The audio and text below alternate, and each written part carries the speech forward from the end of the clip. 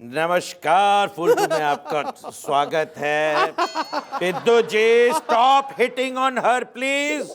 और इस बात को नोट कीजिए कि इस बार वाईपीएल में कोई भी बैट्समैन हिट विकेट नहीं हुआ।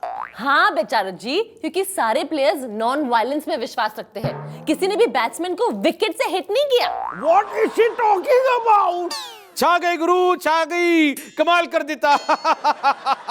मोहतरमा, बेचारू के साथ मत करो किटपिट किटपिट किटपिट।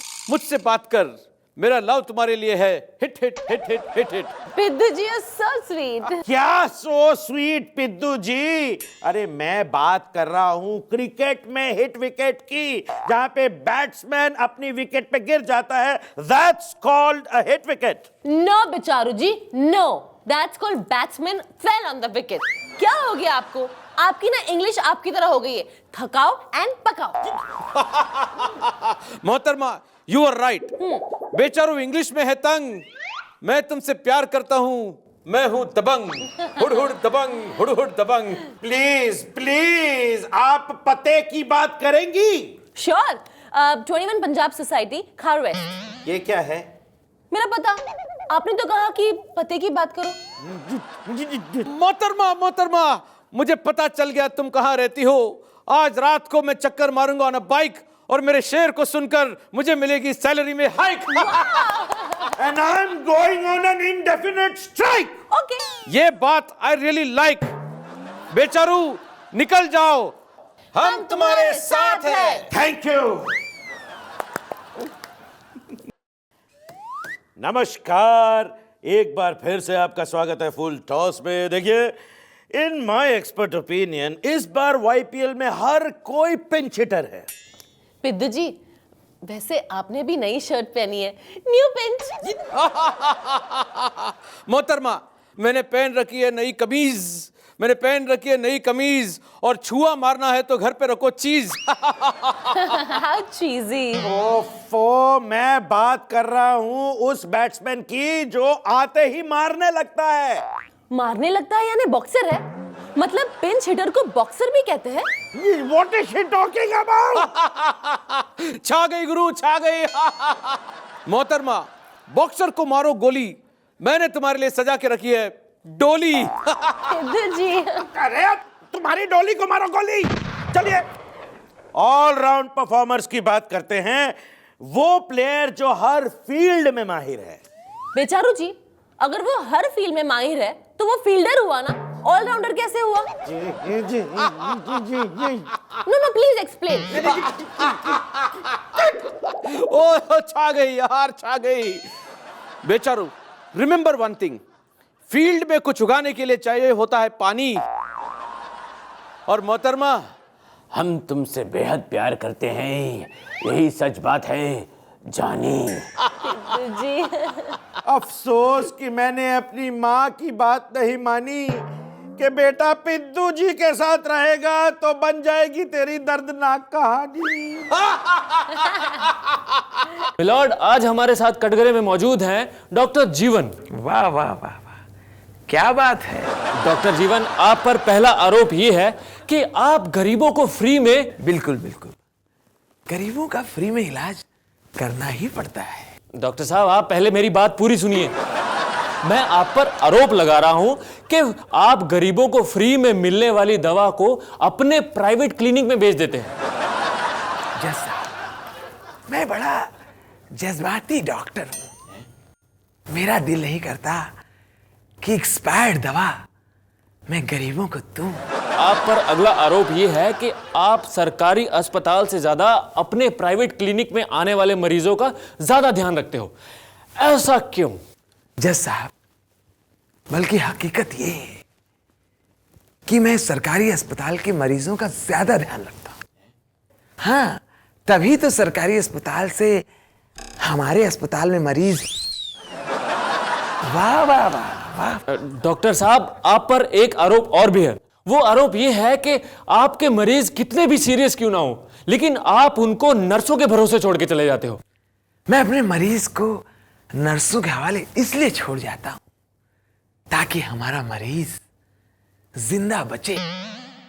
मिलॉर्ड, आज हमारे साथ कोर्ट में मौजूद हैं रिटायर्ड पोस्टमैन, और इन पर यह आरोप है कि ये पोस्ट ऑफिस में आजकल इतना ज्यादा दिखते हैं कि रिटायरमेंट से पहले भी उतना नहीं दिखते थे। ऐसा क्यों?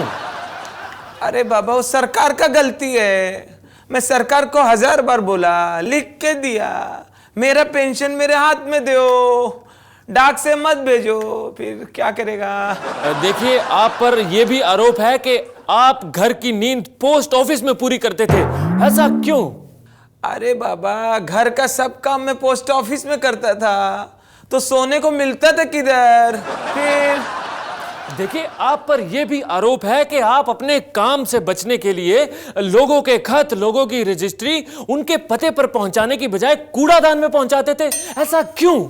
अरे बाबा, वो सब लेटर फालतू रहते थे, उसमें कुछ भी नहीं था, तो काय को साहब लोग को तकलीफ देने का, उनकी बिल्डिंग में जाने का, पहले वॉचमैन को पूछने का, साइन बिन करने का, लिफ्ट पकड़ने का, फिर बेल मारने का। उस समय साहब लोग सोता है, क्या करता है, आराम करता है, काय को किसको डिस्टर्ब करने का। तो इसके लिए वो सारे खत को मैं कूड़ादान में दान करता था।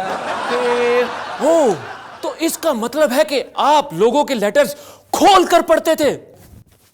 खत लो, बिना खोले पढ़ के बताओ। फिर नमस्कार। आज हमारे बीच पेश हैं योग बाबा जी। हाँ तो बाबा जी, सबसे पहले तो हमें यह बताइए कि आपकी उम्र कितनी है? 350 साल के हैं। है? ये कैसे मुमकिन हो सकता है? अच्छा, दुष्ट कहीं का। जो टेलीविजन में बा आती है बूढ़ी, वो 175 साल की, वो चलता है तुम लोगों को? उससे बा है, हम बा है। डबल 350 साल।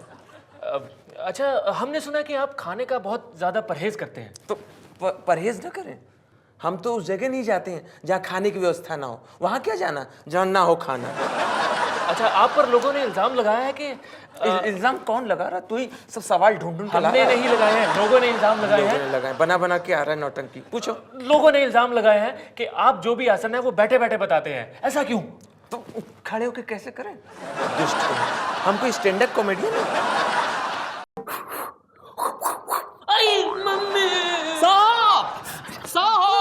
अरे साहब, ये देखिए, मंगू फिर चोरी करते हुए पकड़ा गया। आज कठोर सिंह यादव के यहाँ चोरी कर रहा था। अब तूने तो हद कर दी, कठोर सिंह यादव के घर पहुंच कर चोरी करने। हाँ, नहीं तो क्या, बिल्कुल ऐसा ही। अरे उनका तो पूरा राजनीतिक करियर ही चोरी हो गया है, अब उनके पास बचा क्या है? झूठो शट योर माउथ। ए मंगू, तू बता, क्या चुराने गया था? साहब, आपको तो पता है कि यूपी में चुनाव होने वाले। यूपी में चुनाव जब होंगे तो कठोर सिंह का पूरा खानदान चुनाव लड़ेगा। पूरा खानदान जब चुनाव लड़ेगा तो जीत भी जाएगा, तो फायदा तो उन्हीं को होगा। यूपी का विकास तो होगा नहीं, यूपी तो जहां का तहां। तो मैंने बहुत सोची, फिर मैंने सोचा कि क्यों ना वो लिस्ट ही चुरा लूं जिसमें कठोर सिंह के खानदान वालों के नाम है साहब। मैं लिस्ट चुरा ही रहा था साहब, मगर लिस्ट इतनी लंबी थी कि खींचते लपेटते सुबह हो गई। ये अचानक कमबख्त कहां से आया और मुझे पकड़ लिया।